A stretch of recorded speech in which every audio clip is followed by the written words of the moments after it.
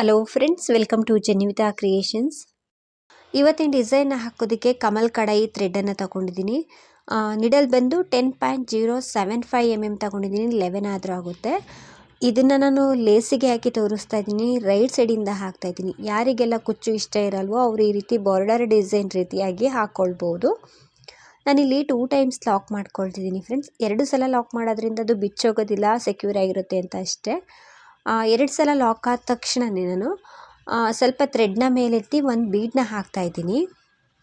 ಇಲ್ಲಿ ನಾನು ರೋಸ್ ಬೀಡನ್ನ ಹಾಕ್ತಾಯಿದ್ದೀನಿ. ರೌಂಡ್ ಶೇಪ್ದು ಬೀಡನ್ನ ಥ್ರೆಡ್ಡಿಗೆ ಹಾಕ್ಕೊಂಡು ಅದನ್ನು ಲಾಕ್ ಮಾಡಿ, ಲಾಕ್ ಆದಮೇಲೆ ಅದು ಎಲ್ಲಿಗೆ ಬರುತ್ತೆ ಅಲ್ಲಿಗೆ ನೀಟಾಗಿ ಇಟ್ಕೊಂಡು ಲೇಸ್ ಮೇಲೆ ಡೈರೆಕ್ಟಾಗಿ ಈ ರೀತಿ ಲಾಕ್ ಮಾಡ್ಕೊಳ್ತಾ ಇದ್ದೀನಿ. ಲಾಕ್ ಆದಮೇಲೆ ಇವಾಗ ಫ್ರೆಂಡ್ಸ್, ಈ ಲಾಕನ್ನು ನಾವು ಸಿಂಗಲ್ ಕ್ರೋಶ ಅಂತಲೂ ಕೂಡ ಕರಿತೀವಿ, ಲಾಕ್ ಅಂತಲೂ ಕೂಡ ಕರಿತೀವಿ. ಲಾಕ್ ಆದಮೇಲೆ 2 ಚೈನನ್ನು ಹಾಕ್ಕೊಂಡೆ. 2 ಚೈನನ್ನು ಹಾಕಿ ಲೇಸನ್ನು ಹಿಂದೆ ತಿರುಗಿಸ್ಕೊಂಡು ಸೂಜಿ ಮೇಲೆ ಒಂದು ಸಲ ಥ್ರೆಡನ್ನು ಸುತ್ತಕೊಂಡು ಈ ಸೈಡ್ ಲಾಕ್ ಇರುತ್ತೆ ನೋಡಿ, ಆ ಲಾಕ್ ಒಳಗಡೆ ನಿಡಲ್ನ ಹಾಕಿ ಥ್ರೆಡನ್ನು ತಂದು ಸೂಜಿ ಮೇಲೆ 3 ದಾರ ಇರುತ್ತೆ. ಫಸ್ಟ್ 2 ದಾರದಲ್ಲಿ ಒಂದು ಸಲ ಥ್ರೆಡನ್ನು ಮೇಲ್ ಪಾಸ್ ಮಾಡಬೇಕು, ಮತ್ತೆರಡು ದಾರದಲ್ಲಿ ಥ್ರೆಡನ್ನು ಮೇಲ್ ಪಾಸ್ ಮಾಡಬೇಕು. ಆವಾಗ ಅಲ್ಲೊಂದು ಡಬಲ್ ಕ್ರೋಶ ಕಂಬ ಆಗುತ್ತೆ. ಈ ರೀತಿ ಡಬಲ್ ಕ್ರೋಶ ಕಂಬನ ಮಾಡಿದಾಗ ಬೀಡ್ ಮಧ್ಯದಲ್ಲಿ ಈ ರೀತಿ ಕಾಣಿಸುತ್ತೆ, ನೋಡ್ತಿರ್ಬೋದು. ಇವಾಗ ನಾನು 2 ಚೈನ್ನ ಹಾಕ್ಕೊಳ್ತಾ ಇದ್ದೀನಿ. 2 ಚೈನನ್ನು ಹಾಕ್ಕೊಂಡು ಸೂಜಿ ಮೇಲೆ ಒಂದು ಸಲ ಥ್ರೆಡನ್ನು ಸುತ್ತಕೊಂಡು ಡಬಲ್ ಕ್ರೋಶ ಕಂಬನ ಮಾಡಿದ್ವಲ್ಲ ಅಲ್ಲಿ ಹೋಗಿ ಥ್ರೆಡನ್ನು ತಂದು 2 ಚೈನ್ನ ಹಾಕಿದ್ವಲ್ಲ ಅಲ್ಲಿ ಹೋಗಿ ಥ್ರೆಡನ್ನು ತಂದು ಡಬಲ್ ಕ್ರೋಶ ಕಂಬನ ಮಾಡಬೇಕು. ಒಂದು ಕಂಬನ ಮಾಡಿ ನಾನು 3 ಚೈನ್ನ ಹಾಕ್ತಾ ಇದ್ದೀನಿ. 3 ಚೈನನ್ನು ಹಾಕಿ ಅದೇ ಕಂಬಕ್ಕೆ ಅಂದರೆ ಕಂಬದ ಕೆಳಗಡೆಯಿಂದ ಹೋಗಿ ಥ್ರೆಡ್ನ ತಂದು ಲಾಕ್ ಮಾಡ್ತಾ ಇದ್ದೀನಿ. ಡಬಲ್ ಕ್ರೋಶ ಕಂಬಕ್ಕೆ 3 ಚೈನ್ ಹಾಕಿ ಲಾಕ್ ಮಾಡಿದ್ರೆ ಪಿಕೌಟ್ ಆಗುತ್ತೆ. ಮತ್ತೆ ಸೂಜಿ ಮೇಲೆ ಥ್ರೆಡನ್ನು ಸುತ್ತಕೊಂಡು ಡಬಲ್ ಕ್ರೋಶ ಕಂಬನ ಮಾಡ್ತಾ ಇದ್ದೀನಿ.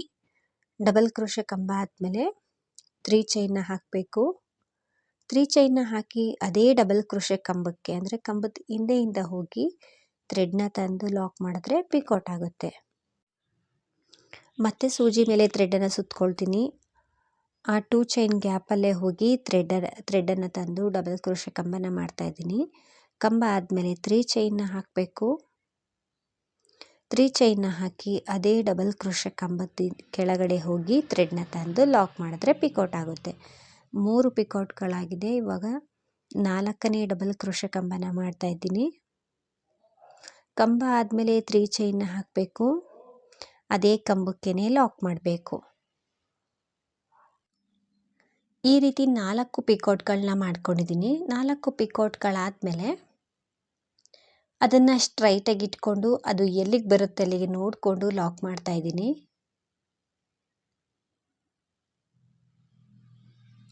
ಫ್ರೆಂಡ್ಸ್, ನೀವೇನಾದರೂ ಫಸ್ಟ್ ಟೈಮ್ ನೋಡ್ತಿದ್ರೆ ಪ್ಲೀಸ್ ನಮ್ಮ ಚಾನಲ್ನ ಸಬ್ಸ್ಕ್ರೈಬ್ ಮಾಡಿ ಸಪೋರ್ಟ್ ಮಾಡಿ. ಫೇಸ್ಬುಕ್ಕಲ್ಲಿ ಏನಾದರೂ ನೋಡ್ತಿದ್ರೆ ಫೇಸ್ಬುಕ್ ಪೇಜನ್ನು ಫಾಲೋ ಮಾಡಿ. ಲಾಕ್ ಆದಮೇಲೆ ಸ್ವಲ್ಪ ಥ್ರೆಡ್ನ ಮೇಲೆತ್ತಿ ಮತ್ತೊಂದು ಬೀಡನ್ನ ಹಾಕ್ತಾ ಇದ್ದೀನಿ. ಬೀಡನ್ನ ಥ್ರೆಡ್ಡಿಗೆ ಹಾಕ್ಕೊಂಡು ಬೀಡ್ ಲಾಕ್ ಮಾಡಬೇಕು. ಬೀಡ್ ಲಾಕ್ ಆದಮೇಲೆ ಅದನ್ನು ಸ್ಟ್ರೈಟಾಗಿ ಇಟ್ಕೊಂಡು ಅದು ಎಲ್ಲಿಗೆ ಬರುತ್ತೆ ಅಲ್ಲಿಗೆ ನೋಡಿಕೊಂಡು ಲೇಸ್ ಮೇಲೆ ಲಾಕ್ ಮಾಡ್ತಾ ಇದ್ದೀನಿ. ಲಾಕ್ ಆದಮೇಲೆ ನಾನಿವಾಗ 2 ಚೈನ್ನ ಹಾಕ್ಕೊಳ್ತೀನಿ. ಸ್ಟಾರ್ಟಿಂಗ್ ರೀತಿಯೇ 2 ಚೈನ್ನ ಹಾಕಬೇಕು. 1 2 ಚೈನ್ಗಳನ್ನ ಹಾಕಿ ಲೇಸನ್ನು ಹಿಂದೆ ತಿರುಗಿಸ್ಕೊಳ್ಬೇಕು. ಹಿಂದೆ ತಿರುಗಿಸ್ಕೊಂಡು ಸೂಜಿ ಮೇಲೆ ಥ್ರೆಡನ್ನು ಸುತ್ತಕೊಂಡು ಈ ಸೈಡು ಬೀಡ್ಗಿಂತ ಮುಂಚೆ ಲಾಕ್ ಇರುತ್ತೆ ನೋಡಿ ಲೇಸ್ ಮೇಲೆ, ಅಲ್ಲಿಗೆ ನಾನು ಡಬಲ್ ಕ್ರೋಶ ಕಂಬನ ಮಾಡ್ತಾ ಇದ್ದೀನಿ. ಈ ರೀತಿ ಡಬಲ್ ಕ್ರೋಶ ಕಂಬನ ಮಾಡಬೇಕು. ಕಂಬ ಆದಮೇಲೆ ಸೀದಾ ಸೈಡ್ಗೆ ತಿರುಗಿಸ್ಕೊಂಡು 2 ಚೈನ್ನ ಹಾಕಬೇಕು. 2 ಚೈನ್ನ ಹಾಕಿ ಸೂಜಿ ಮೇಲೆ ಥ್ರೆಡನ್ನು ಸುತ್ತಕೊಂಡು ಆ ಬೀಡ್ ಕೆಳಗಡೆ ನಾವು 2 ಚೈನ್ನ ಹಾಕ್ಕೊಂಡಿರ್ತೀವಿ ನೋಡಿ ಡಬಲ್ ಕ್ರೋಶ ಮಾಡೋದಕ್ಕಿಂತ ಮುಂಚೆ, ಆ ಗ್ಯಾಪಲ್ಲಿ ಹೋಗಿ ಥ್ರೆಡನ್ನು ತಂದು ಡಬಲ್ ಕ್ರೋಶ ಕಂಬನ ಮಾಡಿಕೊಂಡು 3 ಚೈನ್ನ ಹಾಕಿ ಅದೇ ಕಂಬಕ್ಕೇ ಲಾಕ್ ಮಾಡ್ತಾ ಇದ್ದೀನಿ. ಸ್ಟಾರ್ಟಿಂಗ್ ಆರ್ಚ್ ರೀತಿಯೇ ಇಲ್ಲೂ ಕೂಡ ಡಬಲ್ ಕ್ರೋಶ ಕಂಬಗಳನ್ನ ಮಾಡಿ ಪಿಕೌಟ್ನ ಮಾಡಬೇಕು. ಸೊ 1 ಪಿಕೌಟ್ ಆಯಿತು. 2ನೇ ಕಂಬನ ಮಾಡಿಕೊಂಡೆ, ಅದೇ ಕಂಬಕ್ಕೆ 3 ಚೈನ್ನ ಹಾಕಿ ಲಾಕ್ ಮಾಡ್ಕೊಳ್ತಿದ್ದೀನಿ. ಫ್ರೆಂಡ್ಸ್ ಡಿಸೈನ್ ತುಂಬ ಈಸಿ ಇದೆ, ಕಷ್ಟ ಏನಿಲ್ಲ. ಸ್ಲೀವ್ಸ್ಗಳಿಗೆ, ದುಪ್ಪಟ್ಟಗಳಿಗೆ ಮತ್ತು ಸೀರೆ ಪಲ್ಲುಗೂ ಕೂಡ ಹಾಕ್ಕೊಳ್ಬೋದು. ಮತ್ತು ಇದಕ್ಕೇನಾದರೂ ಕುಚ್ಚು ಬೇಕು ಅಂದರೆ ಮಧ್ಯದಲ್ಲಿ ಒಂದು 3-4 ಚೈನಷ್ಟು ಗ್ಯಾಪ್ ಕೊಡಬೇಕು. ಕುಚ್ಚನ್ನು ಕೂಡ ಕಟ್ಕೊಳ್ಬೋದು ಈ ಡಿಸೈನ್ಗೆ. ಸೊ ಡಬಲ್ ಕ್ರೋಶೆ ಕಂಬ ಆದಮೇಲೆ 3 ಚೈನ ಹಾಕಿ ಲಾಕ್ ಮಾಡ್ತಿದ್ದೀನಿ. 4ನೇ ಕಂಬನ ಮಾಡ್ತಾ ಇದ್ದೀನಿ. 5 ಪಿಕಾಟ್ವರೆಗೂ ಫ್ರೆಂಡ್ಸ್ ಮಾಡ್ಕೊಳ್ಬೋದು ಆರಾಮಾಗಿ, ಕಷ್ಟ ಏನಿಲ್ಲ. ನಾನು 4 ಪಿಕಾಟ್ನ ಮಾಡಿದ್ದೀನಿ ಅಲ್ವಾ ಸ್ಟಾರ್ಟಿಂಗ್ ಆರ್ಚಲ್ಲಿ, ಹಾಗಾಗಿ ಅಷ್ಟನ್ನೇ ಕಂಟಿನ್ಯೂ ಮಾಡ್ತಾ ಇದ್ದೀನಿ.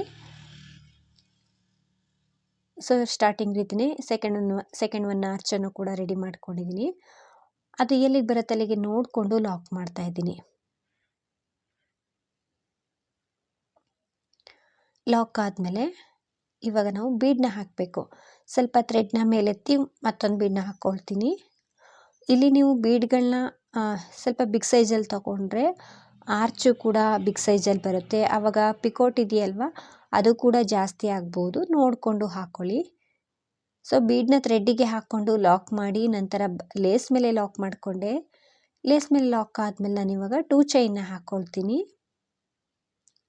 2 ಚೈನ್ನ ಹಾಕಿ ಸೂಜಿ ಮೇಲೆ ಒಂದ್ಸಲ ಥ್ರೆಡನ್ನು ಸುತ್ಕೊಳ್ಬೇಕು. ಸೊ ಹಿಂದೆ ತಿರುಗಿಸ್ಕೊಂಡು ಲೇಸನ್ನು ಸೂಜಿ ಮೇಲೆ ಒಂದ್ಸಲ ಥ್ರೆಡನ್ನು ಸುತ್ತಕೊಂಡು ಬೀಡ್ಗಿಂತ ಮುಂಚೆ ಇರುವಂತಹ ಲಾಕ್ ಒಳಗಡೆ ನಿಡಲ್ನ ಹಾಕಿ ಥ್ರೆಡ್ನ ತಂದು ಡಬಲ್ ಕ್ರೋಶೆ ಕಂಬನ ಮಾಡ್ತಾ ಇದ್ದೀನಿ. ಡಬಲ್ ಕ್ರೋಶೆ ಕಂಬ ಆದಮೇಲೆ ಸೀದಾ ಸೈಡ್ಗೆ ತಿರುಗಿಸ್ಕೊಳ್ಬೇಕು. ಸೀದಾ ಸೈಡ್ಗೆ ತಿರುಗಿಸ್ಕೊಂಡ್ಮೇಲೆ 2 ಚೈನ್ನ ಹಾಕಿ ಬೀಡ್ ಕೆಳಗಡೆ ಇರುವಂಥ ಗ್ಯಾಪಲ್ಲಿ ಹೋಗಿ ಥ್ರೆಡನ್ನು ತಂದು ಡಬಲ್ ಕ್ರೋಶೆ ಕಂಬನ ಮಾಡ್ತಾ ಇದ್ದೀನಿ. ಡಬಲ್ ಕ್ರೋಶೆ ಕಂಬ ಅಂದರೆ ಫಸ್ಟ್ 2 ದಾರದಲ್ಲಿ ಒಂದು, ನಂತರ ಮತ್ತೆ 2 ದಾರದಲ್ಲಿ ಒಂದು ಸಲ ಥ್ರೆಡನ್ನು ಮೇಲೆ ಪಾಸ್ ಮಾಡಿಕೊಂಡಾಗ ಡಬಲ್ ಕ್ರೋಶೆ ಕಂಬ ಆಗುತ್ತೆ. ಆಗ ಅದೇ ಕಂಬಕ್ಕೆ 3 ಚೈನ್ನ ಹಾಕಿ ಲಾಕ್ ಮಾಡಿಕೊಂಡೆ. ಸೊ ಇಲ್ಲೂ ಕೂಡ ನಾನು 4 ಪಿಕಾಟ್ಗಳನ್ನ ಮಾಡ್ಕೊಳ್ತೀನಿ. ಪಿಕಾಟ್ ಮಾಡಬೇಕಿದ್ರೆ ಬೀಡ್ಗಳನ್ನು ಕೂಡ ಸ್ಮಾಲ್ ಸೈಜ್ ಬೀಡ್ಗಳನ್ನು ಕೂಡ ಹಾಕ್ಕೊಳ್ಬೋದು, ಸ್ವಲ್ಪ ಗ್ರ್ಯಾಂಡಾಗಿ ಬೇಕು ಅನ್ನೋರು. ಸೊ 2 ಪಿಕಾಟ್ ಆಗಿದೆ. 3ನೇ ಪಿಕಾಟ್ನ ಮಾಡ್ತಾ ಇದ್ದೀನಿ. 3ನೇ ಡಬಲ್ ಕ್ರೋಶೆ ಕಂಬನ ಮಾಡಿ ನಾವು 3 ಚೈನ್ನ ಹಾಕಿ ಲಾಕ್ ಮಾಡಿದಾಗ ಪಿಕಾಟ್ ಆಗುತ್ತೆ.